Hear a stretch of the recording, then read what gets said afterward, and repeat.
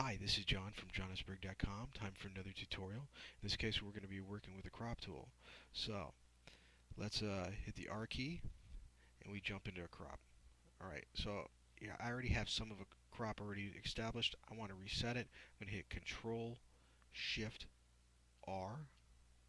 Alright, I'll go back to the full piece. And let's say I don't want to work with this aspect ratio. I can come over here into the panel. And I can select, let's say I wanted to work with an 8 by 10. Go back to there. Or if I wanted to print back on a 5 by 7, there we go. Or in this case, let's just say I'm going to do an initial print and I'm going to go with a small 4 by 6. Alright, that's fine. Alright, now my flower is at the center of my image and I'd like to zoom in on that. So what I'm going to do is I'm going to hit Alt and left click and start dragging from a corner. It'll maintain that crop to the center of the image. Okay?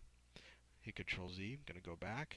Of course, my other option is I can come in and I can drag from a corner.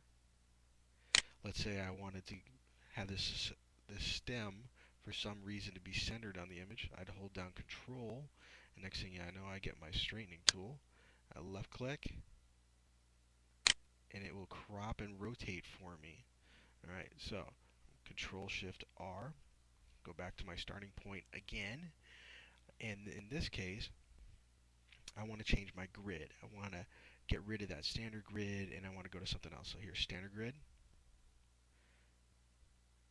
Oh, hit the R key. Wrong button. It's alright. Thankfully, Adobe doesn't affect anything with a permanent change.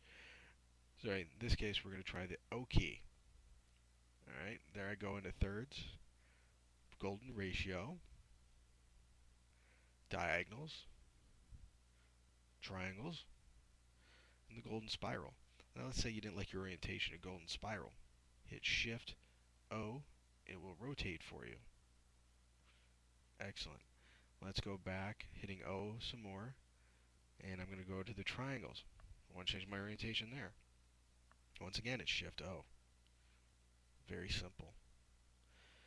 Now, personally, I like to work with the golden ratio.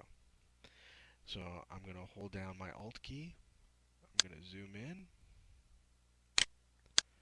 I'm going to drag my image until I get it in a position that I like, that I feel appropriate. As you see, I'm using my grid.